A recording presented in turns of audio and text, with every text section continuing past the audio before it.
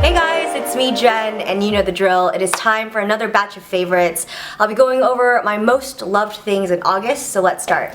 I'm just gonna kick things off with the immediate showstopper. These are my sunglasses from the brand Escape. They just really caught my eye because of how striking they look. They're definitely probably my most eccentric frame, and they look crazy when I just hold them up, but once you wear them, they're totally fine. I think it's because the frame is gold, so it kind of just like blends into your skin, so it's not too abrasive. I think I debuted these sunglasses when I went and had a beach trip with the girls in Santa Monica, and yeah, I got a lot of compliments on my Instagram, so thank you so much.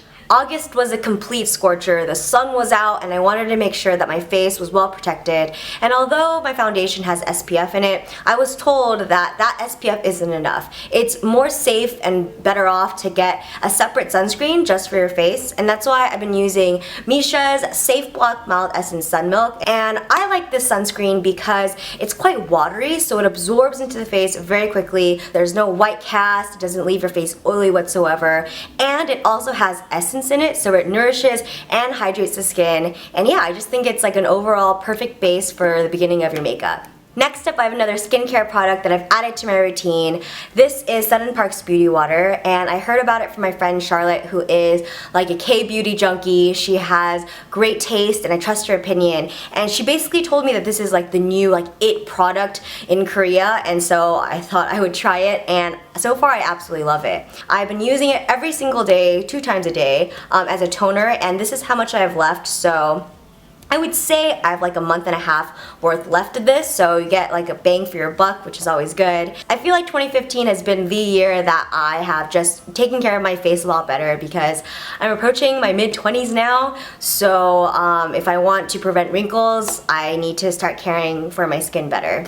Last month, I had the pleasure of attending Hard Music Festival, and it was so much fun, and I got to see a lot of performances, but the one act that stood out to me the most was Porter Robinson, and I saw him live last year in San Francisco, and it was good, but it just did not compare to the set at Hard. And maybe it's because I was like acquainted with Worlds a lot more ever since the first show, so I knew the songs more, but just like the visuals of his set at Hard was just like, I had like goosebumps on my arms. Like, that's how crazy it was. Like, the visuals are a mix of anime, like kind of gaming themes, and just like the way the colors sync up with the songs. It's just mind-blowing. I highly recommend you go see Porter Robinson live. It's almost like watching a piece of theater. You're part of a story when you're watching his show, and it's definitely like an out-of-body experience. I don't know, I felt very overstimulated, but in the best way possible. And ever since Hard, I've been listening to Worlds more often. It just like feels nice to like fall in love with an album again. For my book favorite, I have The Martian by Andy Weir, and this was actually recommended to me by a lot of you guys in my last favorites video, so thank you very much because I devoured this book. It was so good. It's one of those classic survival tales that you just can't put down. This story is written partly in the form of journal entries by an astronaut named Mark. He is abandoned in the planet Mars, and he has to use his wits to get off the planet. And he's just one of those characters that you immediately fall in love with. He's just so funny, charming, super smart, and just, I don't know, it's hard for like a piece of text to make me laugh, and I found myself laughing throughout this book. And apparently this is gonna be a movie in October with Matt Damon, so that's pretty cool. I suggest you read the book first though, because then you can like compare the two, and that's always fun. So yeah, check it out.